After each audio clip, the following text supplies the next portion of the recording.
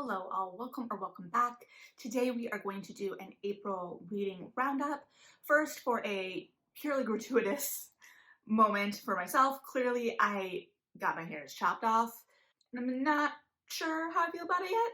It was yesterday for me, so that means that, things are still laying weird, and I'm also pretty notorious at not being good at styling my hair.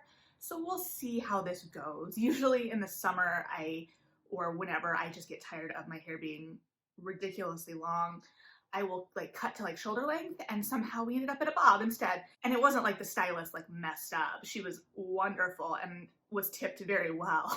It's just, I'm super indecisive and not at all helpful. So if anything, it's my own dang fault, and it will grow back if I decide I don't like it, but I'm still getting used to it. So I don't know why you need to know that, except that I'm a little self-conscious about it. So let's talk about the books I read in April.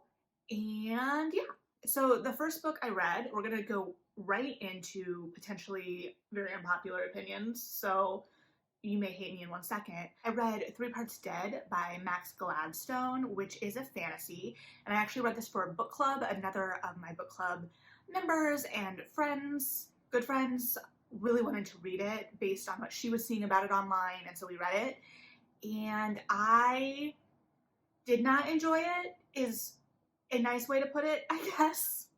And I from what I've gathered, this seems to be a pretty well liked and respected title, so I think this really comes down, like I usually say, to personal preference, especially because the person who recommended this title was very happy with it, and she enjoys really high fantasy stuff.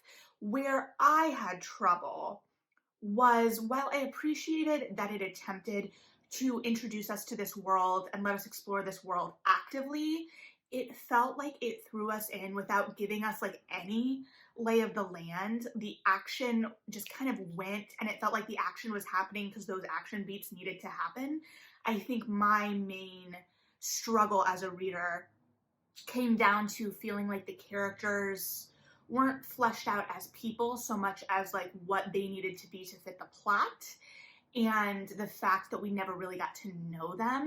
And when things like that happen in narratives, I tend to have a harder time rooting myself in it. I feel a little bit disconnected. I don't know how to explain it other than sometimes I'll talk about it as fuzzy brain, in that I feel much more distanced from the narrative. And this does create interesting conversations, and it was a great book club conversation because the world is very interesting. The world he's built is compelling.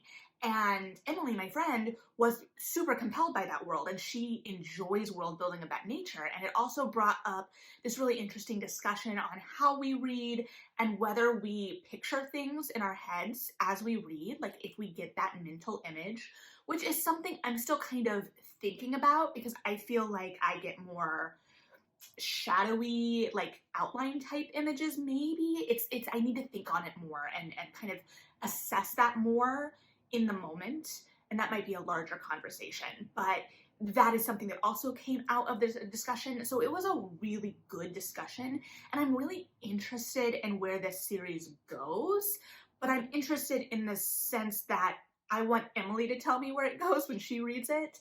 And now, because that this is a series I don't know much about, I feel like I remember seeing it when I was a bookseller though, and I hadn't really heard much about it since. I'm sure there are whole corners of booktubes especially that talk about this, and people are probably like, you are dumb, which fair, I guess. But if you have the answer to this question, when we were looking up the second book, it is significantly priced for a paperback. It's 20, it's hardcover price for a paperback, and we were like, what? And we couldn't figure out the why there. So if you know the why there, let me know, just because I'm curious.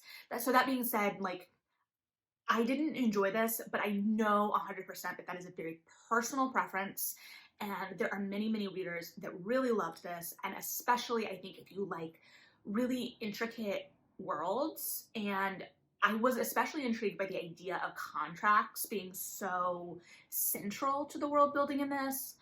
It just didn't work for me personally as a reader based on what I tend to gravitate toward. So, that is what it is. But And next I read The Hilby Climb by Amanda Gorman, which was obviously the inaugural speech this year, and they put out a cute little gift book. My mom sent it to me and I was very happy. It was like a late Easter, like an add-on for Easter. She was very excited about getting it from one of the local indies, which I was excited about that she's discovered a local indie. So it's just a nice little book to have. It obviously reads very, very quickly. So the price point, I was kind of like, okay, but I also see why they put it out in hardcover, because it's perfectly timed for graduation season. And honestly, like, I think it's a perfect gift for a graduate. I'm kind of like been exploring like grad books mentally as a mental exercise, since I'm obviously not pushing it at the bookstore anymore. But personally, like, I'm just tired of all the places you'll go, because it feels like such an obvious choice. And I'm not knocking anyone who gives that book. I know it's really beloved, but personally, I know as a gifter, I would be nervous about duplicates of that one. So that's just, I've just been like brainstorming, as if I have graduates in my life, which I don't at this moment, what I would potentially gift. And this is definitely on the list, because I think it's just a great little inspirational gift book that you can kind of refer back to, and, you know, it's just nice. It's just nice. So next is Amari and the Night Brothers, which I have talked about, but my special edition came in and it's beautiful. I didn't realize that there was going to be the foil here, and when I was opening this, I knew, you know, obviously that it had come in and what it was. So I was just kind of like oohing and awing over it because it is signed, but it, like, I turned it and I didn't really process it right away, and I don't know that it's going to catch the light here, but I didn't realize that it was going to be these silver spade edges, and I think it catches it a little bit, but doesn't do like the full justice. And when I say I gasped, I'm not exaggerating. Like, I gasped, and then I let out a phrase that probably is inappropriate in relation to a middle grade title, but it was the spur of the moment. And it just is utterly, utterly gorgeous. This is also a signed edition, and I love it. I love it a lot. This also just won the inaugural like young readers category for like a Barnes and Noble like, children's books award, where they did like a picture book, young readers, and a young adult. So absolutely deserving. This book is 100% going to be one of my favorites of the year. It's just so good on so many different levels, because it's got a depth and a seriousness to it, but it also has this wonder and whimsy and just delight. There's just not enough good words for this book. I just utterly adore it. Okay, and then I read The Intimacy Experiment by Rosie Danan. This is the sequel to The Roommate, and it takes us back to our characters after a time jump, but I didn't get a real sense of it. It does bring us back as the company is pretty established, and Naomi is kind of seeking an outlet outside of the company for her teaching, I guess. She wants to lecture, and she isn't being accepted by schools or institutions because of her past as an adult film actress, star, what have you. And that is really bothering her. And at a conference, she meets Ethan, who is a rabbi who invites her to create and lead a lecture series on modern intimacy to help kind of revitalize his synagogue. So, somewhat forced conceit aside, because I was like, you have this really, really well-established business. Why don't you just try a lecture series in relation to your business? That being said, I don't run a business. I don't know the rules. I really, really enjoyed how this explored spirituality in relation to intimacy. I loved Ethan. That being said, I did not grow up Jewish. I grew up Protestant. So there is obviously some things that I don't have the cultural background to really fully appreciate. But I really loved Ethan as a character. I loved the way that community was explored and how he was building community and attempting to find community. I loved the way he explained his relationship to his religion and how he viewed it, because he used to be, I think, a science teacher. So it was a similar thing to him in exploring the bigger questions and seeking truth, and just, you could just tell he was a good guy. And then it also allowed Naomi to explore her relationship with her faith separate or independent of her relationship with Ethan. So like she starts going to another synagogue in town so that she can kind of figure out what her relationship with her religion is separate of this other relationship, whether that be friendship at first or even like just coworkers or later what develops. And I thought that that was really lovely as well. This idea of finding yourself and working on yourself outside of a relationship that is also helping you grow and change. Really thought that that was a lovely element. So there was a lot I really, really liked about this. And I really liked how Ethan was always like, yeah, you're not going to push me away. Like, you're not going to scare me off. I liked that energy as Naomi like attempted to kind of scare him away. But at the same time, like knowing her from the roommate as well, and just the way this book like explored her as a character and talked about her like spikiness and her bluster and this and that and the other, it felt like we were told a little bit more about it sometimes than shown, like that side of her, which does make sense in a way because we are getting her at a transition moment. But if I were going into this book as the first book I read, I wouldn't have seen her before. I would have had to take all of that character information on faith, which maybe is kind of fitting for this book, but it didn't feel like we got to see that actively in a way that we got to see her move out of it, other than like her first kind of interaction at this conference where she just starts spewing on and on in front of like this room of people in a way that I was like, yeah, they're not going to give you a speaking gig if you're, you know, just like stealing the spotlight at a random breakout session and going on and on. So I don't know, but it was a really delightful read. And again, I think it explored, it kept the sex positive aspect of the first book, although it didn't explore the company as much as we do, obviously, in the first one. We got to see our characters from the first book, which I always love, so that was great. But we pulled back a little bit, and we're definitely more in that exploration of spirituality, which I did not dislike. So yeah, I don't know, but I really enjoyed it, and I kind of just suspended my disbelief on some of the parts. And then I read House of Hollow by Crystal Sutherland, which I have also already talked about. Just like a weird YA, spooky, but also kind of glamorous, really looking at the idea of heroes and villains and history and narrative and memory, and there's just a lot going on with this one. It was real compelling. There were moments where I felt like we were kind of stalling in the like middle chunk, but once we moved into our liminal space, like I said, I think it really shined. And also we needed what we got before that to kind of move us there. Like we had to move out of reality. And I do think it does a great job of setting up the unnatural right away, both from like the really strong opening, which is kind of a flashback for our character, our protagonist, and also like peppering in little things like when she's on her first run, she sees something abnormal and this and that.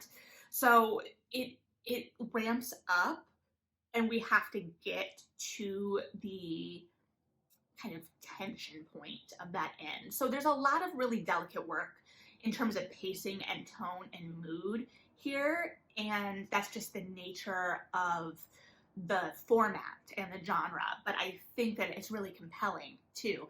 And so it roots itself in lots of things that feel familiar and still manages to twist it in ways that I was not personally anticipating from it. So yeah, really, really compelling and definitely worth a read. Cover lives up to the insides in a way that I was really anxious to see whether it did or not, because this is a completely gorgeous cover in my personal opinion. So definitely worth it, I think. Okay, and then I did my Six of Crows reread. It was a Six of Crows reread. I will say one thing that I found myself like really compelled by this time was like the Comedy Brute? Yeah. I was like having to try and speed through this to get done in time, and I was trying not to get sidetracked by like the interesting elements on the side because I kept thinking of it in relation to Commedia dell'arte, and I'm sure I just bungled that. I'm so sorry, anyone that knows theater history better than me. but the commedia characters that obviously have like versions of similar archetypes in this book within this fictional world. So this idea of stock characters that behave specific ways, and we might see them in new iterations, and that people can take on those characters in, you know, everyday disguise type play. So I was really compelled by that this read, and I'm real excited to see it on screen because I think it'll be a lot of fun, like the coin bits and this and that. So we'll see. And then along those lines, I also, as I've already talked about, reread King of Scars and read Rule of Wolves Words. Again, I talked about this in depth in my Rule of Wolves video. I don't know at this point if my opinions are popular or unpopular, it doesn't really matter. I loved revisiting these characters. This was definitely a deepening and broadening of the scope for this universe, and was dealing with heavier, larger ideas. Not that we're not dealing with heavier, larger ideas in the other books, but those feel more driven by personal. And obviously these big ideas are connected personally to our characters. I'm not saying that. There's a cost, there is a personal investment. But with like Shadow and Bone as the most obvious, you know, tie, we are following Alina very specifically, and everything is driven by her experience. And so all of the thematic elements and bigger life questions are kind of driven by that. And here we're taking a more of a step back narratively with that third person, omnipresent, switching between lots of points of view. So the scope is larger, makes the ideas a little larger. We're expanding the universe. We're expanding the idea of war, which I also talked about in my kind of exploration of the show, first thoughts of the show. Just this idea that it feels like the show's doing that a little earlier, which I think makes sense because we're in a kind of third person in the show. So yeah, I'm not going to just keep rehashing and making you sit through that, but those are all the things that are on my mind in relation to those books. After that, I like switched up completely and went into Interior Chinatown by Charles Yu. This is a very short, compact book, literary fiction, very experimental in style, got lots of accolades last year. I talked about it briefly in my bestiary video because I had watched I believe New York Public Library conversation between Ming Chang and Charles Yu that was fantastic, and I've been meaning to get to this book. So it was great, and it was super experimental because it explored the idea of like where we pigeonholed Asian actors and this idea of Chinatown and how Chinatown is portrayed via Hollywood specifically. So a lot of it was kind of like script format, and it was really smart in how it did it. It blurred the lines of what was reality and what was script in a way that was very purposeful. And the whole time, clearly it's a novel. It works super well. The experimentation works super well in novel form. It has things that it wants to say, and we do move outside of that script format occasionally, and so it's not like that's all there is. But all that to say, as I was reading, I like kept finding my mind wandering, not in a way that I was distracted, but like I was like, could this work on stage? And I don't get those thoughts very, very often. I think with Real Life by Brandon Taylor is the last time I really clocked it. But I was like, could this work as a play? I don't know specifically, but I think that it has a lot of things I personally am drawn to in theater, and that it has a very experimental style. It is just weird enough, right? I think the big challenge would be building the characters for audiences as people outside of their caricatures, like how that would balance, because yeah, but I think there's a way, I think that there are really compelling ways to do it. Like if there's any book I read recently that I'm like, I want to see this on stage, or like, how would this work on stage? I think it might be this one.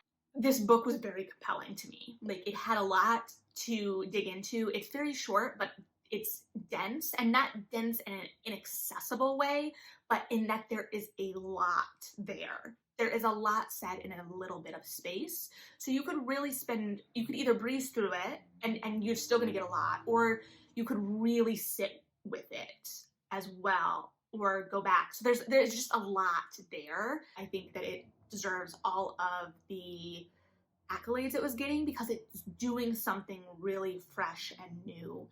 And I think that it succeeds in what it's exploring. And then I read Destiny's Captive by Beverly Jenkins. This is a romance. I did it on audio because I got it on sale on Libro.fm at one point. So this is actually the third in a series, and I read this one first. So, but I think it does a good job at giving me an idea of what happened in the other books, and I will definitely go back and hit those as well. But this had a lady pirate, and I can't pass up a lady pirate. I almost wish that we had kind of leaned into that even more, because we have, okay, so we start out with Lady Pirate, which is 100% yep, and then we have Marriage of Convenience, which yep, still here, and then we move out of like the pirate subplot a bit until later. Like there's something that feels a little bit quicker in the third act than I would have liked, but I get it. And then we've got, you know, some history for our hero that is a little weighted in terms of things that he has had to deal with in his past and coming to terms with some of this stuff. So there's a lot going on, and I did love getting to see these characters in a like happy family setting, but I also was like, but let's go back to the pirate bit. So I don't know. And then I read Hanukkah Carries On by Uzma Jalaluddin.